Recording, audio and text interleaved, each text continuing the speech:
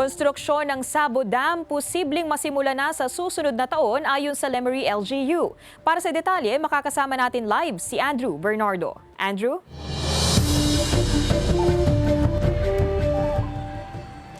Ivy, matagal ng problema ng mga residente dyan sa Lemery yung pagbaha. Ito ay dahil sa pagbaba ng malaking volume ng tubig na nagmumula sa bundok pababa doon sa bayan sa tuwing malakas yung pag-ulan. Alam mo, Ivy, iba't ibang hakbang na yung ginawa ng Lemery LGU para masolusyonan ang problema sa baha. Kinumpirma sa GMA Regional TV Balitang Southern Tagalog ng Municipal Administrator ng Bayan ng Lemery sa probinsya ng Batangas na tuloy-tuloy na ang konstruksyon ng infrastrukturang dadaanan ng tubig baha sa bayan. Solusyon ito sa matagal ng problema ng bayan sa baha, partikular sa diversion road na sakop ng Barangay Malinis. Actually, may pumayag ng lupa. Different infrastructures complementing each other. So ang target natin dito, sana itong taon na to, ma-finalize namin yung contract doon sa isang land owner para magkaroon ng detention pond. Meron kami tina-target na more or less 1 hektarya. Nauna nang sinabi sa GMA Regional TV Balitang Southern Tagalog ng Department of Public Works and Highway o DPWH sa unang distrito ng Batangas na Sabo Dam ang proyektong ilalagay sa lugar para may daanan ng tubig na nagmumula sa mataas na bahagi ng bayan at hindi na naiipon sa diversion na sanhi ng pagbaha.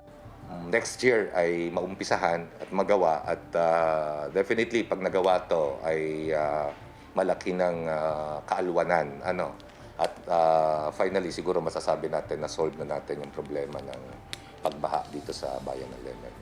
Plano ng LGU na magkasanang summit na dadaluhan ng DPWH, stakeholders, opisyalis ng mga apektadong barangay. Ito'y para buksan sa lahat ang detalye ng isasagawang proyekto. Habang hindi pa nagagawa ang proyekto, bukod sa malawakang clearing operations, maghuhukay din ang LGU sa mga barangay ng Dita, San Isidro Itaas, San Isidro Ibaba, Kahilan 1, Kahilan 2, Bukal, Tubigan, Malinis at Ayaw-Iyaw para may pansamantalang madaanan ang tubig baha. Ang kanila recommendation actually is 2 meters pero pag-aaralan natin to, pag-aaralan pa natin kung uubra. Pagbigyan nyo po kami.